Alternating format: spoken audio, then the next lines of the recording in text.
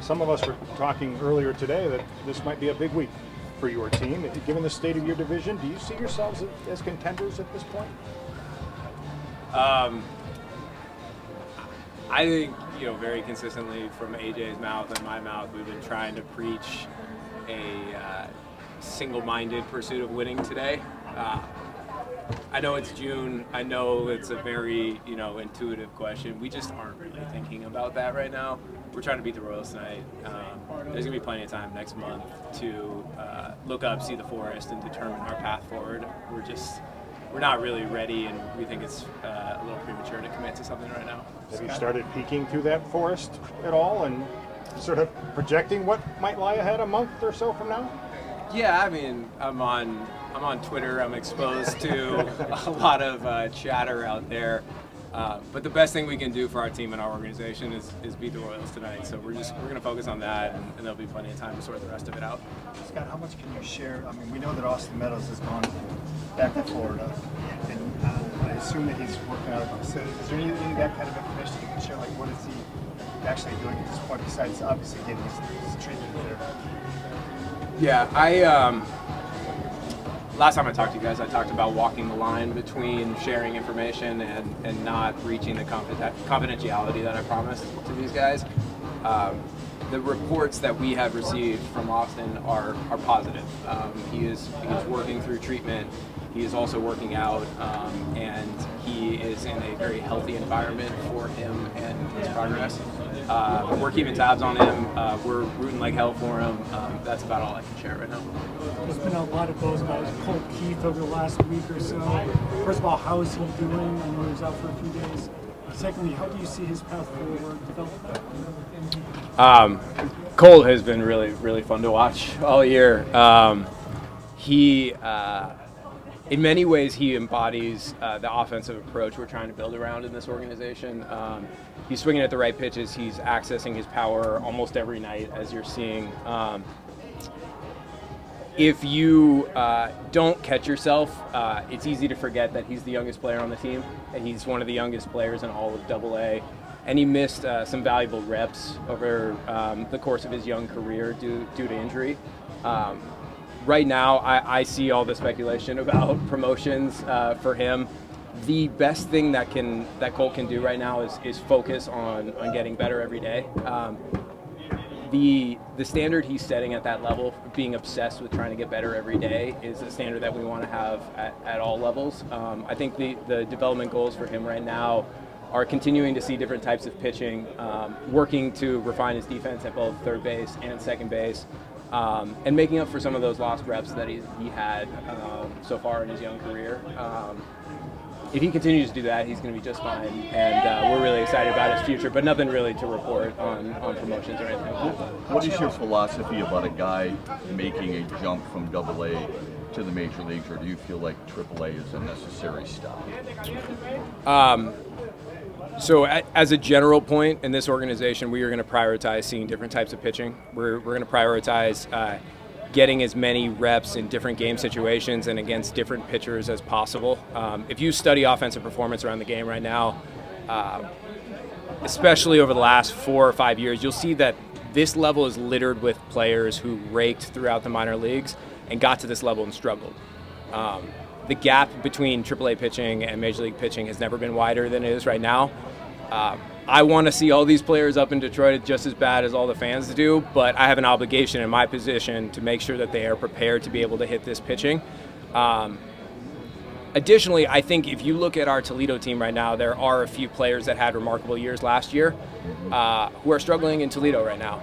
That's a good thing. We want our young hitters to face struggles before they get to this level, fight through those struggles, figure out what pitchers are doing to them, and adjust back to them. And we think that reps before they get to this level are invaluable. So to answer your question more directly, I wouldn't entirely rule out a jump from DoubleA to the big leagues for any of our players moving forward. But it's really hard to make up for the reps that they can get against different types of pitchers in AAA. And I think you're seeing that with some of the prospects we have in Toledo right now. What is the challenge for you? We see what the challenge is for AJ with 4 guys in the rotation right now, so many starting pitchers hurt. seeing these bullpen games.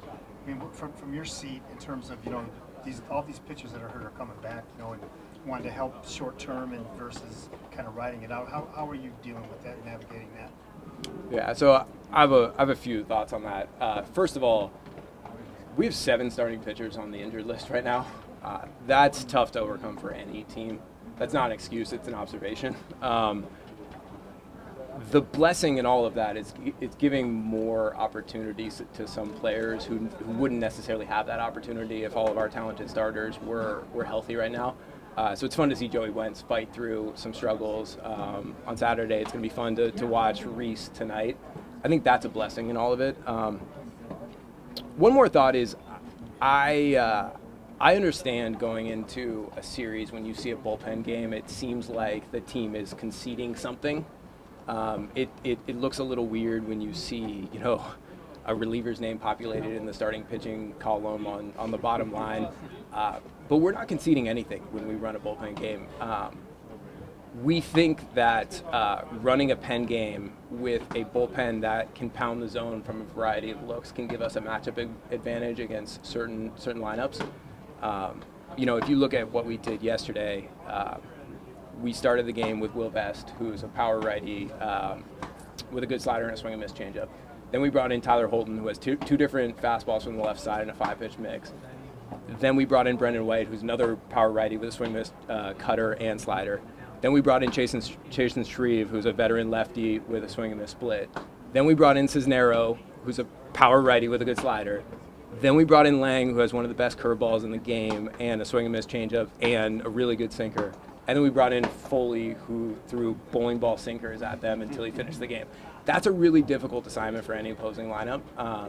So we're not conceding anything when we run a pen game. In fact, even when we're healthy, I wouldn't be surprised if we drop in a pen game from time to time to give us a matchup advantage and then also to give our 5 starters an extra day before their next turn. Did that facilitate what you had to do yesterday in terms of going out and finding a couple more arms, kind of restocking, Toledo? Yeah, I mean, I wouldn't say that was the reason why we went out and got Anthony Masevich and Blair Calvo. We're always looking to find more pitching. But if you look around the game right now, like everyone kind of needs pitching right now. And we're trying to find pitching wherever we can. We're excited about those 2 guys. When you look at guys like Tarek Skubal and Matt Manning that are trying to make their return, and I named those 2 specifically, but obviously you mentioned there's 7 guys. We've heard from AJ that you guys are really going to stay the course and make sure you're diligent in their rehab process. But when guys like Matt and Tarek are telling us how good they feel after their starts, how hard is it for you to walk that line of, okay, they feel really good, but you want to stay super diligent in their return? It's really hard. If you watched Tarek's outing, he didn't throw enough pitches. So after the outing was over, he just walked straight back to the bullpen and finished his pitches there. It's tough when you see that happen. You want him to be in the big leagues immediately, but we do a lot of work behind the scenes on the history of those injuries and the success rates of rehab progressions. We're going to stay hyper-disciplined. We can't afford not to. These guys are too important to our future to accelerate their rehabs to get one extra start this year. In terms of your pitching and your overall offense, how do you feel like the team has done in embracing that philosophy of controlling the strike zone? How have you seen that perhaps evolve as the season has gone on? Yeah, I think on the pitching side, we've done a really good job of putting pressure on hitters. I think we have the lowest walk rate of any bullpen in the big leagues right now. Our rotation is banged up, as we've talked about, but we have guys that are stepping up, and we're excited to see what it looks like when we get healthy. On the offensive side of the ball, our top-line performance as a whole is not where we want it to be. I think part of that is due to us missing some key bats that should be hitting in the middle of our order, at the top of our order right now. Part of it is that some players are just not performing to the level that they would want to be right now. However, if you look under the hood at some of the things we're doing offensively right now, I think there are some important notes. We're walking more than we did last year. We are making more contact than we did last year. We are hitting the ball hard a lot more frequently than we did last year. We are lifting the ball more frequently than we did last year, and we're seeing a lot more pitches than we did last year.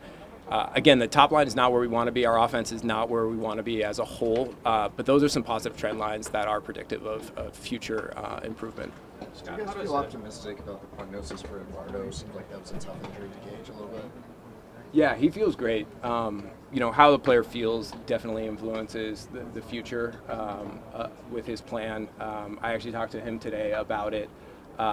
We are going to have some news for you guys tomorrow in the injury report about his next steps. But the most important thing is he feels great, and he's itching to get back on the mound, and we're itching to get him back on the mound.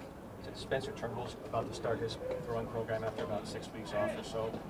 How confident are you that he can salvage what has kind of been a lost season for him so far and a disappointing season so far? Yeah, I mean, Spencer's really talented. You guys have heard me talk about him on the record quite a bit already. We just need to get him healthy. We needed to get him pitching so that we can see it. Beyond that, I don't really have any other information to share. What have you seen for a couple more guys? What have you seen from Nick Maytown so far this season? What kind of adjustments do you need to make to justify the at-bats up here, and how patient will you be with him? Yeah, in our jobs, one thing that is helpful is that we don't just go based on the outcomes that we see every night. We get an opportunity to see the work behind the scenes. We get an opportunity to see the adjustments they're making in the cage. We get to see them work their tail off in the gym. And we get to meet with them on some of the adjustments that they're making. Specifically with Nick, he's working through it right now. He is adjusting back to what the league is doing to him. And there are some nights where you can see a lot of progress, and there are some nights where it is difficult for him. He's still a young hitter. He still doesn't have quite the body of work at this level to suggest that he's going to be as consistent of a performer as we think he's going to be in the future. As long as the work looks good and as long as he continues to show some of those adjustments at the plate, we're going to give him some runway. How involved are you in the draft prep, and how much are you keeping tabs on the College World Series right now? Very involved. I love the draft. It's such an opportunity for this organization to add talent that we can really build around. So I'm very involved. I think you guys know me well enough to know that I'm not going to share anything about the third pick or any of the other picks we have until we make them. But I will be very excited to talk about all of the players. As far as the College World Series, I'm just trying to stop talking about Stanford because our manager has been talking my ear off about Stanford every time I walk in, and I would like him to focus on the Tigers, not the Cardinal, as much as possible moving forward. So. One more. Are you still entertaining? Are you interviewing GMs? Is the GM search still a thing, or have you abandoned all semblance of the search? Based on all of the other questions you guys have asked me, I got a lot on my plate right now, so I haven't been working on that. We still intend to hire a GM. I think I will pick that back up when things slow down, but I'm not actively working on it.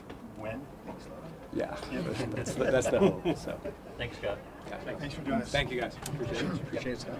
Thanks, Meg. Goodbye.